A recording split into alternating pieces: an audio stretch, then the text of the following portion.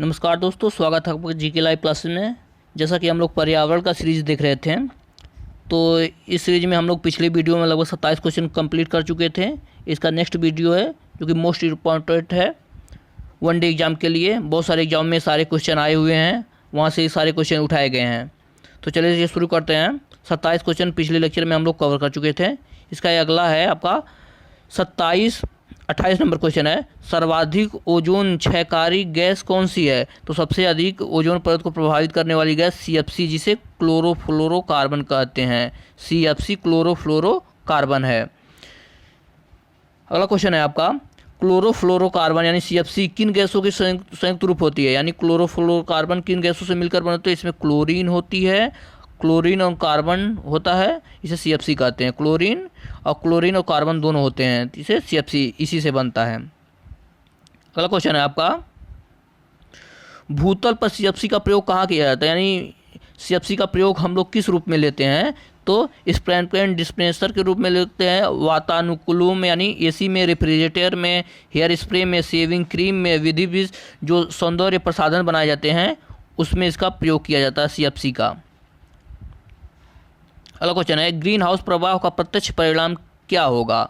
तो green house प्रभाव से आप लोग जानते हैं पृथ्वी का तापमान बढ़ रहा है, जिससे ग्लेशियर पिघलने लगेंगे। यानी ग्लेशियर पिघल भी रहे हैं, ग्रीन हाउस प्रभाव के कारण ग्लेशियर पिघल रहे हैं।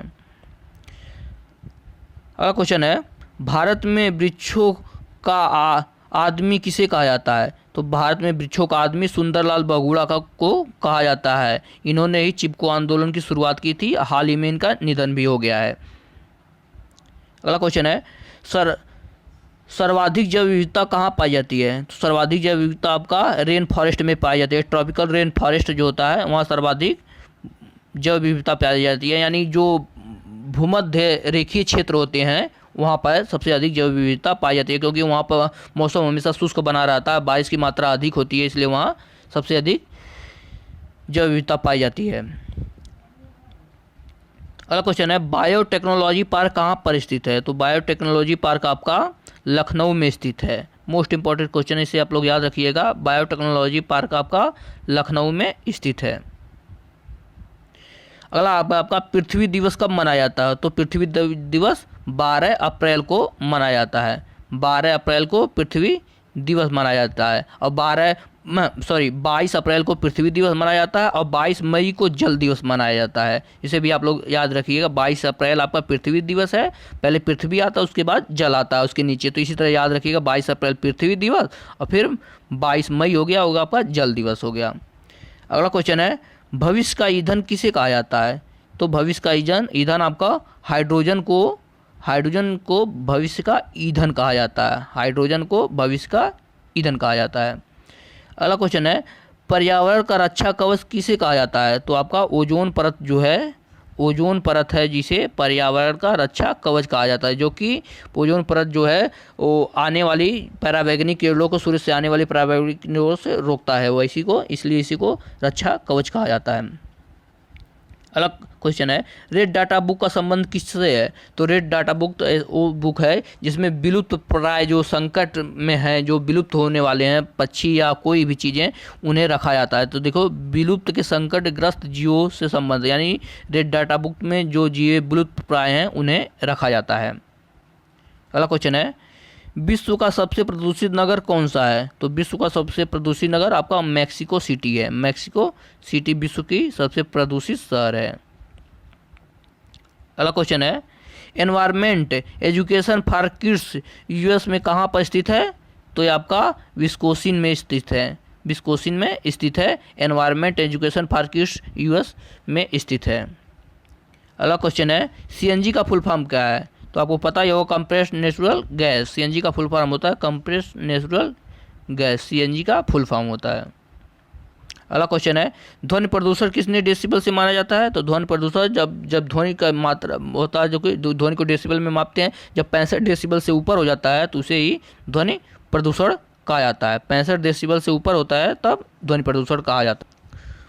अगला क्वेश्चन है आपका, जल प्रदूषण को मापने के लिए कौन सा परीक्षण किया जाता है? तो जल प्रदूषण को मापने के लिए बायोकेमिकल ऑक्सीजन डिमांड किया जाता है। बायोकेमिकल ऑक्सीजन डिमांड परीक्षण किया जाता है जल प्रदूषण को का परीक्षण करने के लिए। अगला क्वेश्चन है, ताजमहल के पीले पड़ने तथा उसको क्षरण होने का मुख्य कारण। ये क्वेश्चन बहुत बार आ चुका है एग्जाम में, लगभग एक एग्जाम छोड़कर एग्जाम में निश्चित क्वेश्चन ये आता है। अम्लीय वर्षा के कारण जो ताजमहल है उसका रंग पीला पड़ जा रहा है। अम्लीय वर्षा के कारण ताजमहल का रंग पीला पड़ रहा है। नेक्स्ट क्वेश्चन है, मानव द्वारा निर्मित उपग्रह कहाँ स्थापित होते हैं।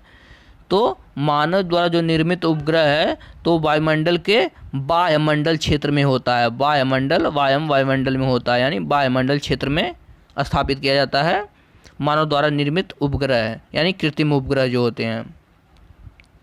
अगला क्वेश्चन है, देश का पारिस्थितिकी अनुसंधान एवं परीक्षण केंद्र कहाँ स्थित है। तो पारिस्थितिकी अनुसंधान परीक्षण केंद्र आपका बेंगलोर में स्थित है, जो कि कर्नाटक की राजधानी बेंगलोर में स्थित है। अगला क्वेश्चन है, भारत का पर्यावरण शिक्षा केंद्र कहाँ पर स्थित है। तो भारत का पर्यावरण शिक्षा केंद्र आपका अहमदाबाद गुजरात में स्थित है। अहमदाबाद गुजरात में स्थित है पर्यावरण शिक्षा केंद्र। अगला क्वेश्चन है, इंदिरा गांधी वानिकी अकादमी कहाँ स्थित है। तो ये आपका देहरादून में स्थित है। इंदिरा गांधी वानिकी अकादमी आपका देहरादून में स्थित है।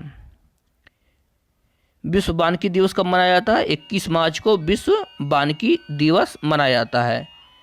21 मार्च को विश्व वानिकी दिवस मनाया जाता है। अगला क्वेश्चन है, भारतीय वन सर्वेक्षण का मुख्यालय कहाँ स्थित है। तो भारतीय वन सर्वेक्षण का मुख्यालय आपका देहरादून में स्थित है। अब अगला और लास्ट क्वेश्चन है आपका, भारतीय वन प्रबंधन संस्थान कहाँ है। अब देखिए, भारतीय वन सर्वेक्षण अनुसंधान देहरादून में है, लेकिन भारतीय वन प्रबंधन संस्थान आपका भोपाल में है, जो कि मध्य प्रदेश भोपाल में स्थित है। तो एक था आज का लेक्चर। अगर वीडियो पसंद आए तो वीडियो को लाइक जरूर कीजिएगा, चैनल को सब्सक्राइब जरूर कीजिएगा। जो भी कमी रहे कमेंट बॉक्स में जरूर बताइए, और वीडियो को प्लीज़ शेयर कीजिए, लोगों को बताइए। धन्यवाद।